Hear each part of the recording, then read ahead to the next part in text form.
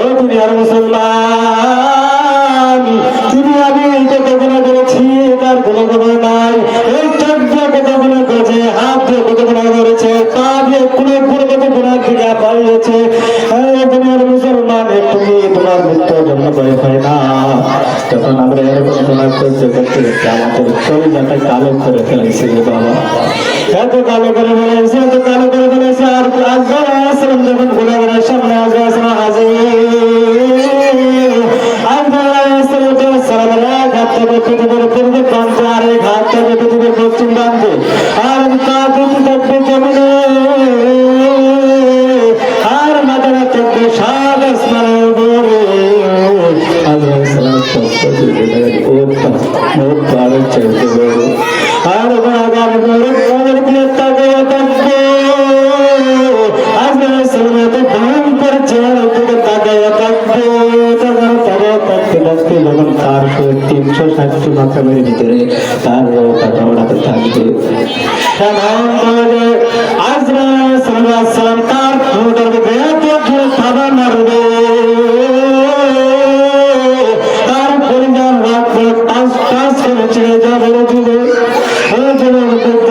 তোমার মুসলমান, এখনো কি সময় নাই? এখনো কি তোমার আমার সময় হয় নাই দেখছি আল্লাহ কাছে তওবা করবো?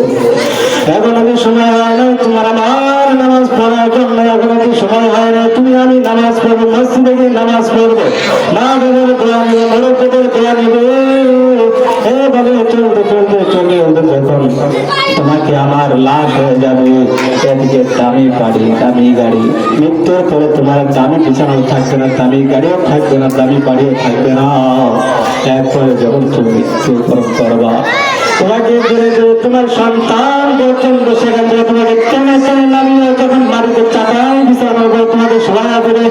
এমনকি ভিতরে যত পুরাতন চাদর আছে সেই পুরাতন চাদরে তোমার লাশটাকে ডেকে দেবে। দুনিয়ার মুসলমান, কোন দুনিয়ার রক্তবাসে পড়িয়া, কোন দুনিয়ার মায়ে পড়ে আমার মাওলারে বলে গেছো, আমার রক্ত বলে গেছো।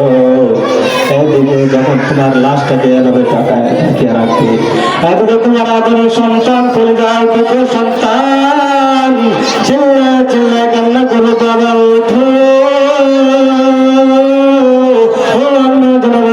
সন্তান মা না বলে চিল্লা কান্না করবে। মা তখন তুমি তাকে ছাড়া দিতে পারবে না, তুমি তাকে ছাড়া দিতে পারবে না। এদিকে যখন তোমাকে তোমাকে কাবল করার জন্য একজন চলে যাবে সেই কারণে কাবর কিনার জন্য, আরেকজন চলে যাবে বাস করার জন্য, আরেকজন চলে যাবে পানি গরম করে আনার জন্য।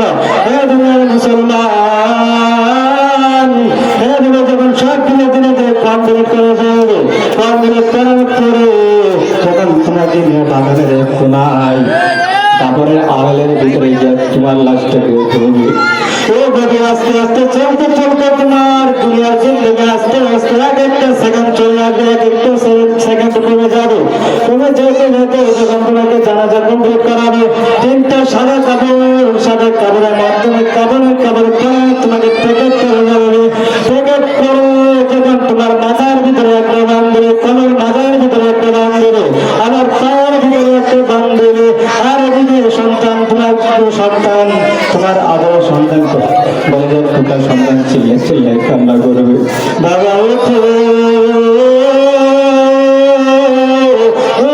কথা বলো, কথা বলতে পারে না, কথা বলতে পারে, কথা বলতে পারে না। তো দুনিয়ার মুসলমান, যখন এক পর্যায়ে যখন তোমাকে 3 জনে তাড়াতাড়ি করে তোমাদের ভিতরে নামাবে, খবরের ভিতরে নামাইয়া আস্তে আস্তে করে একজন একজন করে উঠতে থাকবে। শেষে যখন তোমার শেষে লোক যখন উঠবে, তোমার ভোটের উপরে বলে রাখবে বিসমিল্লাহ ওয়া আলা মিল্লাতি রাসূলিল্লাহ। যখন তোমার মাথার মাথার ফেলে দেবে, কোমর মাথার মাথার ফেলে দেবে, পায়ের মাথার পর্যন্ত ফেলে দেবে। ফেলে দেওয়ার পরে যখন ওই লোকটাও আস্তে আস্তে উড়ে যাবে, আস্তে আস্তে করে তোমার কোমরের উপরে পাশের চাটাইগুলো বিছাইতে থাকবে। পাশের চাটাইগুলো বিছানো শেষ করার পরে যখন আস্তে আস্তে মাটির চানাগুলো তোমার কোমরে করে দেয়, তোমার আবার কোমরটা অন্ধকার হয়ে যায়।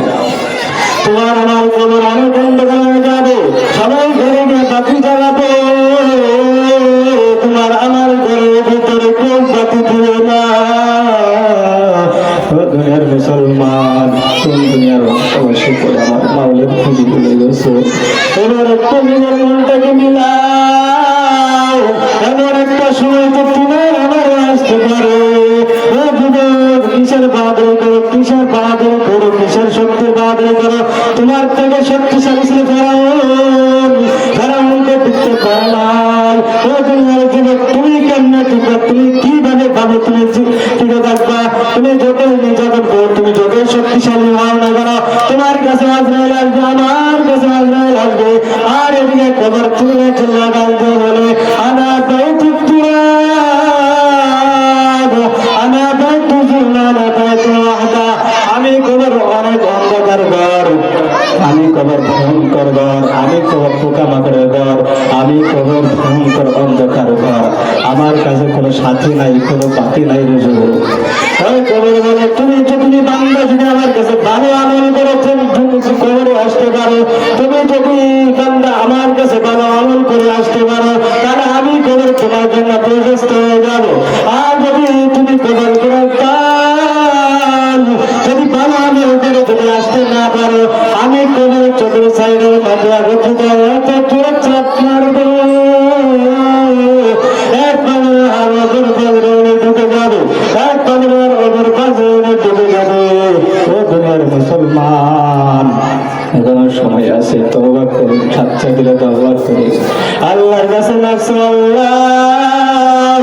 জীবনে অনেক গুনাহ করেছে, অনেক গুনাহ করেছে, তার গুনাহ তুলনায় চোখ দিয়ে গুনাহ